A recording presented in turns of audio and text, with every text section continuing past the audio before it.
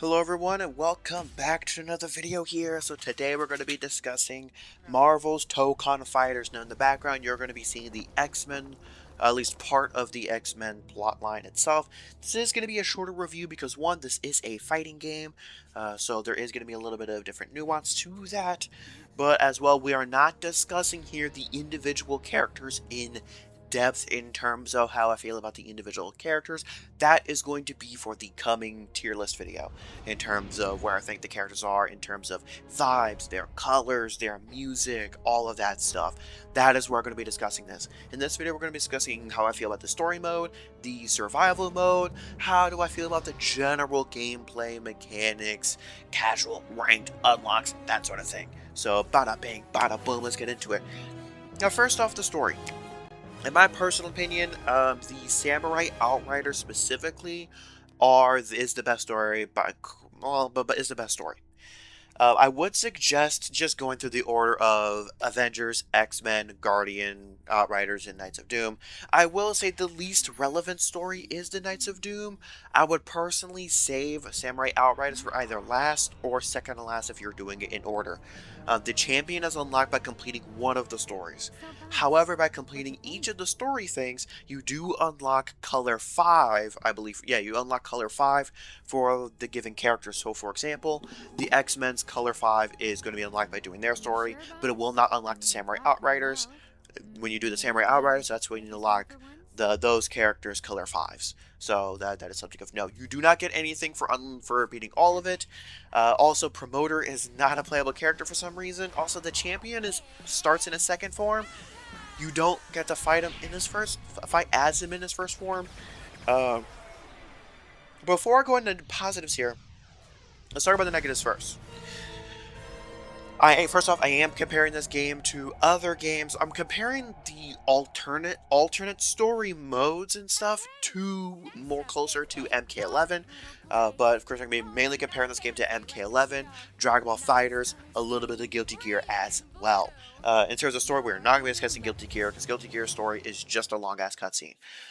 But for Dragon Ball FighterZ specifically, I think the story of Tokon is way better than Dragon Ball FighterZ.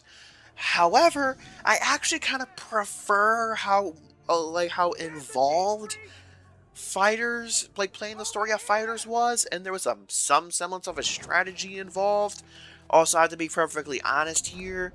In their respective story modes, I was definitely more threatened by Android 21 as the final boss, way more than I was with the champion. So honestly, I like how the story was delivered in Fighters more, but the story itself is way better in Tokon. We're not going to discuss MK11 in terms of story because that is a part of a franchise, right? Method storytelling, it's an MK classic thing, right? However, you did get to swap which, side you got to do for certain fights, right? So, but again, MK11, the main reason why I don't want to compare Tokon to MK11 in that regard is because MK11 is a part of a franchise, Tokon is not exactly. Now, just talking about a little bit of nuance in here is Tokon does treat some of the MCU movies as canon in a way. It's not super disruptive or anything like that, but the way it treats the MCU, I think, is quite interesting. I would say they do use the MCU versions of quite a few characters, mainly Deadpool and Captain America, all that sort of thing. But before we get into some of the other stuff for story related stuff, not necessarily talking in spoiler territory, but I don't know. Without discussing too much of stuff, again, this game, I don't know if you're worrying about spoilers with this game, but, and of course, I'm assuming you have at least seen most of the roster if you're watching this video, but basically, I would say X-Men as a whole probably has the worst overall art. Samurai Outriders definitely has the best. Both Torchic and I agreed. Because one of the reasons why this took so long to put out is because I really did want Torchic's opinion on a lot of the stuff as well. So, Samurai Outriders is the best in terms of overall art and general quality of art. The Knights of Doom, though, has the lowest lows. Carnage looks strange. Carnage looks like Venom. And if you know the meme of good like good evening madam, um like the old, he looks like Carnage looks like old Venom, how Venom used to look like before they started really bulkifying him. But Knights of Doom had some extreme lows where things just looked awful, um, but it did have some highlights in there as well. Torchic's favorite story overall was The Amazing Guardians. For me, it goes Samurai Outriders is number one, then I would say Amazing Guardians, then Avengers, then X-Men, then Knights of Doom. Knights of Doom is definitely the worst by a long shot, and it's not just because the villains win, but it's mainly because of how Magneto's situation, like, the story is a little frustrating, in particular with Magneto's interactions with the X-Men, and specifically, and that whole interaction was quite frustrating to both of us. But outside of that, first off, the opening music, like the music, phenomenal, phenomenal. I'll say fighting games as a whole has really started to bring that music back. Cause like Sparking Zero's new intro sounds amazing as well. I really hope I don't get copyright claim for these stuff, but you know, we'll get there when we get there. Now, let's go ahead and talk about how to feel about the champion and the promoter. First off, promoter, goated. I hope she becomes a playable character. Also, you know, she can get it low key. You know, she can get it low key. Promoter be looking good low key. But I do hope that promoter becomes a playable character. I don't know how her mechanics would work. It does seem like she was supposed to be a playable character at some point in time. Because she supposedly does have almost a full-blown moveset and everything, but she's just not used in that way. She's used as sort of a gimmick. The champion himself, I like him as a story villain. Is he the best? No. I found Android 21 to be way more intriguing. We'll get into some villains we'll get to a little bit later, but overall, I thought Champion was alright as a villain. Classic, you know, wahahaha villain. But also not like a super duper evil villain necessarily, at least not as evil as some of the Earth's villains. But all in all, that is fine. The story, the really good moments in the story were character developments. For example, Spider-Man had a pretty big development or whatever, and the interaction between the cast members, and for like the Amazing, not for the Amazing Guardians, the Avengers, the situation with Hulk I thought was interesting. With X-Men, a little bit of Magneto, but it was mainly like low-key Danger. I like Danger's involvement and whatnot, and I really like the interaction between all the Samurai Outriders. Such a weird cast of characters. So yeah, great. Now let's discuss, before I get into the individual, I don't know if I'm going to call them foundries, but the individual squads, we need to talk about survival mode and the alternate modes. Arcadia Rumble has almost no rewards associated with it. I do like, instead of colors being tied to a gambling, it's gambling type of thing. Like with Dragon Ball FighterZ, you did certain activities for Zenny, then you spent that Zenny to unlock lobby costumes and colors for the various Z fighters. With this game, I actually do appreciate how you actually go ahead and you unlock the colors through specific methods. Like, you know, the color versions.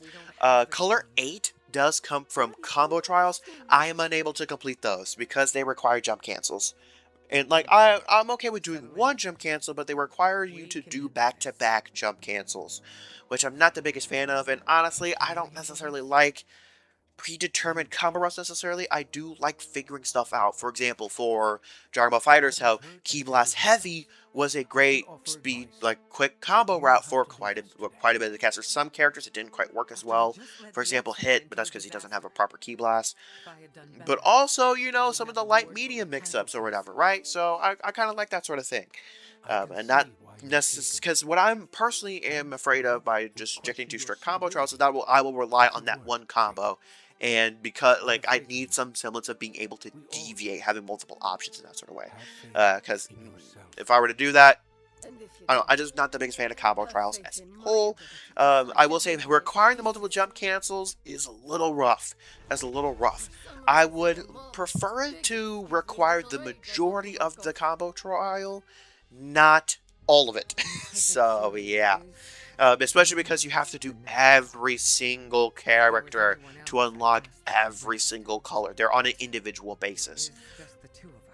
Now, Color 9 is only through the Deluxe Edition. I was hoping that the chromatic color would be an unlock for, you know, some special thing, but it isn't. You cannot get it without getting the Ultimate Edition. Now, Color 7 comes from Survival Mode. Survival Mode is honestly pretty fun until the champion. The champion is awful. I'll just be perfectly honest here, the champion's awful. There is a little bit of a hike in difficulty with Dr. Doom and Blade. However, on my second playthrough of the survival mode, because I gave up on my first one by being stuck at the champion specifically, but Dr. Doom I was able to get past in one try. Blade I was actually able to perfect, and then like the champion is so much he's just so obscenely hard. If his CPU is going to be that difficult, in my personal opinion, his damage needs to get toned down to compensate, because he's going to be able to pull off long combos and whatnot. I did end up winning here without using Iron Man. Now keep in mind, my strategy, so basically what I did is I was kind of aggressive and I used Blade the entire time. Blade is so good. But we'll get into some of the cast, like cast talk, but in a minute. But when I did my full-blown combo thing. After I finished that combo, I was looking at the timer. You need to pay attention to that timer after you've done a couple combo strings. If you notice that, like, you haven't gotten to the transition in the second phase and you're low on time, be defensive. Just block. Hold the opposite direction and try your best to block. Do a crossover to push him back. If he's too low on health, try not to spam projectiles too much, because if you lower him the second phase, he will phase transition, but usually starts off very, very aggressive. It might be a little too fast for a decent amount of you to react, so I would try to you can keep him in his first form, and then have time run out. That's how I beat it. That's what beat survival mode, and got that color 7. Now, color 6 is done through just completing 10 casual matches. You just have to complete them. You don't have to win. You just have to complete them. And honestly, it leads to some go-to colors. Now, you're cycling back to the squads and whatnot, right? So a little bit about the Amazing Guardians here. My choices on... I'll be going through each little foundry, giving my thoughts on the choices of them. Now, for Amazing Guardians, Captain America, Hulk, Black Panther, and Iron Man. Thor being missing was a little bit of a weird choice. The only thing I do not care for necessarily is the Black Panther. I prefer T'Challa's Black Panther. I just do. Now Thor is missing. I'm not going to discuss too much on why he might be missing though. Now on to the X-Men. I like all the inclusions. I personally would have preferred Gambit in one of the slots, because Gambit is my personal favorite X-Men over Wolverine. Yes, he's the only X-Men I prefer over Wolverine. I would have loved to see Gambit. We do know the first DLC character is Phoenix Cyclops. I'm sorry, I've never been a big fan of Cyclops. Or Jean Grey, really. Gambit's always been the GOAT for me. But I thought, despite being unfamiliar with magic, I've been completely unfamiliar with magic. I really liked her inclusion in here. Danger was okay, but mainly X-Men's kind of carried by. Of course, the Storm's design is goated as well, and Wolverine as well. Then, of course, you move to Amazing Guardians, which had Spider-Man, Miss Marvel, Star-Lord, and Penny Parker. Penny Parker seems to be Torchic's favorite. Spider-Man, design's alright. I have no qualms that really ended their designs necessarily. I will say my only slight issue is with Star-Lord specifically. In his character select screen, his alt colors show very, very strangely. And I don't know what to do about it. Now, Samurai Outriders, of course, Goat Blade, Go Ghost Rider, peak. Glad Loki made the cut. kind of felt a little random. And then, of course, Deadpool was a fun inclusion as well. Then, of course, you have the Knights of Doom. There being no Venom in this game was a little bit strange at first, but I do like Carnage. Green Goblin, loved his design. Love his design. And then, of course, you had Doctor Doom and Magneto. So, I really, really enjoyed the cast as a whole. But yeah, Thor being missing, I thought was a little bit strange, but I don't mind the characters that we got. Anyways, though, on that note, though, let me know what y'all thought about the game in the comments below. In my personal opinion, I think it is the best casual couch fighting game that we have. However, I still prefer Dragon Ball FighterZ as a whole in terms of more competitive. And on that note, though, thanks for tuning in, and I will catch y'all on the flip side.